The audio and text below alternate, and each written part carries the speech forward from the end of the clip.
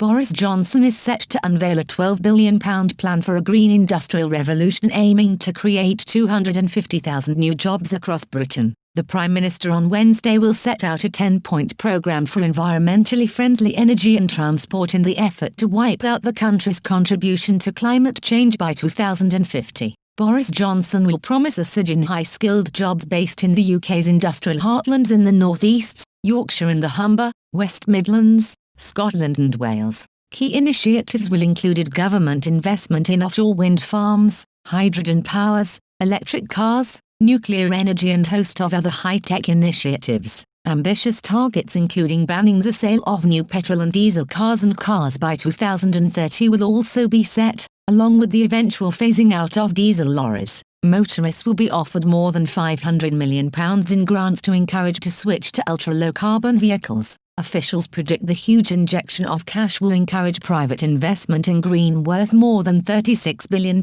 by the end of the decade. Ahead of the announcement, the Prime Minister said, "Although this year has taken a very different path to the one we expected, I haven't lost sight of our ambitious plans to level up across the country. My 10-point plan will create, support and protect hundreds of thousands of green jobs, whilst making strides towards net zero by 2050. Our green industrial revolution will be powered by the wind turbines of Scotland and the North East, propelled by the electric vehicles made in the Midlands and advanced by the latest technologies developed in Wales. So we can look ahead to a more prosperous, greener future." Mr Johnson's plan will be seen by Tory MPs as the first step in refreshing the government after the departure of his chief strategy advisor Dominic Cummings last week. The Prime Minister, currently self-isolating in Downing Street after a meeting with an MP who later tested positive for coronavirus, is keen to show his ambitions for transforming the country have not been blown off course by the pandemic. He also wants to demonstrate his commitment to build back better and build back greener in the economic recovery from the health crisis.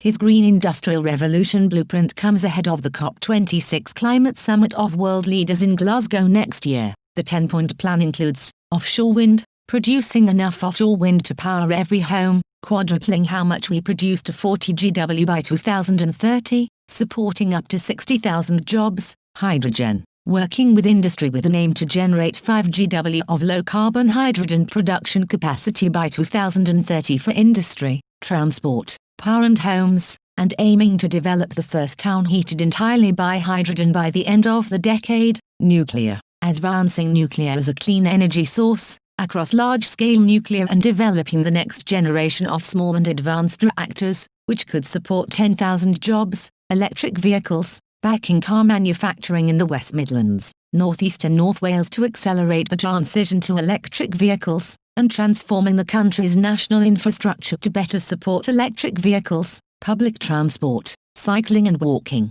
making cycling and walking more attractive ways to travel and investing in zero-emission public transport of the future, jet zero and greener maritime, supporting difficult-to decarbonize industries to become greener through research projects for zero-emission planes and ships, homes and public buildings, making homes, schools and hospitals greener, warmer and more energy efficient, whilst creating 50,000 jobs by 2030, and a target to install 600,000 heat pumps every year by 2028, carbon capture, seeking to make the UK a world leader in technology to capture and store harmful emissions away from the atmosphere, with the target to remove 10 megatons of carbon dioxide by 2030, equivalent to all emissions of the industrial Humber today. Nature, protecting and restoring our natural environment, planting 30,000 hectares of trees every year, whilst creating and retaining thousands of jobs. Innovation and finance,